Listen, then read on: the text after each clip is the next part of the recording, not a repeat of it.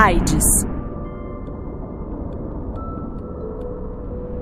Mais de 40 milhões de pessoas no mundo sofrem de AIDS. E esse número cresce caminhando a passos largos. Embora seja uma doença de alto risco, pode ser prevenida com a conscientização. Síndrome da imunodeficiência adquirida, AIDS, é uma doença do sistema imunológico humano, o qual faz parte do sistema circulatório.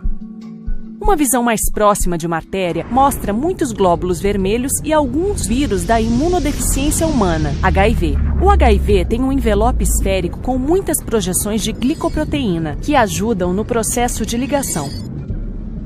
Ele apresenta uma bicamada lipoproteica, citoplasma e um núcleo capsídeo. O núcleo consiste em fitas de RNA e enzimas. O HIV é o agente causador da síndrome da imunodeficiência adquirida, AIDS. Quando o HIV se desloca pela corrente sanguínea, entra em contato com células TH auxiliares. Olhando de perto uma célula T auxiliar, vemos que sua superfície tem inúmeros receptores glicoproteicos. Há dois tipos desses receptores, o receptor CD4 e o correceptor ou receptor secundário, chamado receptor CCR5. Os receptores CD4 se fixam às proteínas flexíveis da superfície do HIV e as encaixam no correceptor. Essa ligação leva à fusão do vírus com a membrana e, assim, o vírus infecta a célula TH.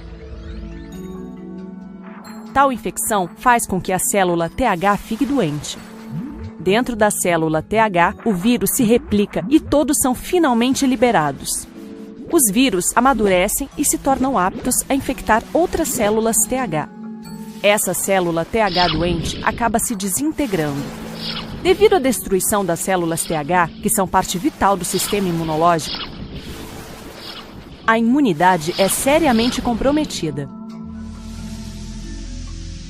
Avanços médicos recentes desenvolveram certos inibidores de fusão que ajudam a impedir a disseminação do vírus. Esses inibidores se fixam às proteínas da superfície do HIV e provocam uma alteração em sua conformação e uma perda de flexibilidade. Em razão disso, os receptores CD4 não conseguem alinhar essas proteínas da superfície. Com isso, o vírus não consegue entrar na célula TH. Com isso, o vírus fica impotente, impedindo assim que o HIV cause mais danos. Aterosclerose, doença do coração. O coração humano tem uma visível artéria coronária. Uma visão ampliada dessa artéria mostra 3 camadas: túnica externa, túnica média e túnica íntima. Essa camada interna é composta por células escamosas. Quando o sangue transporta uma quantidade maior de colesterol na forma da molécula LDL por um período longo, essas moléculas de colesterol tendem a se depositar na superfície da artéria.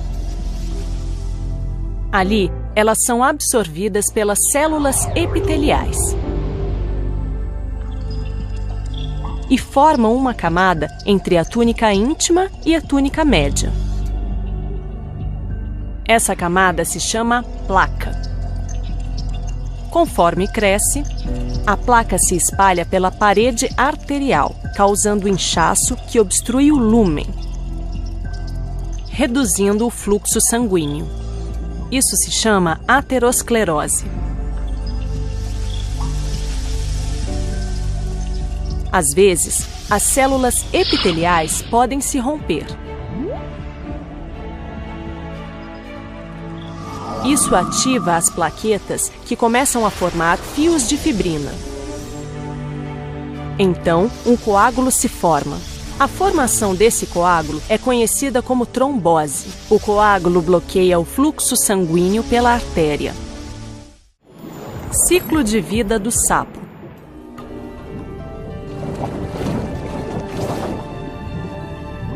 Os ovos do sapo ficam na água em conjunto. Ficam grudados uns aos outros por uma massa gelatinosa.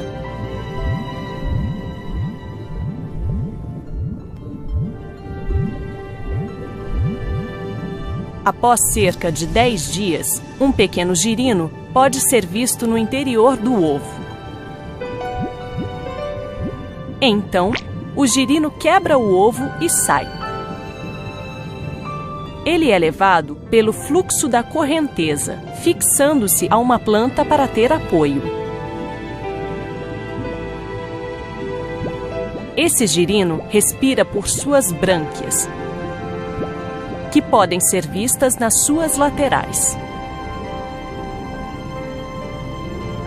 Aos poucos, os girinos ficam maiores e começam a se mover livremente. Lentamente, as pernas traseiras aparecem. As brânquias externas somem.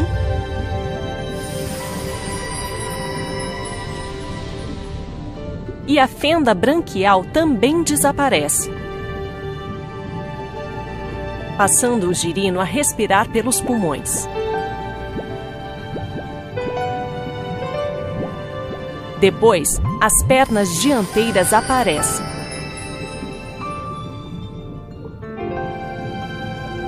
Vemos então que a cauda começa a encolher.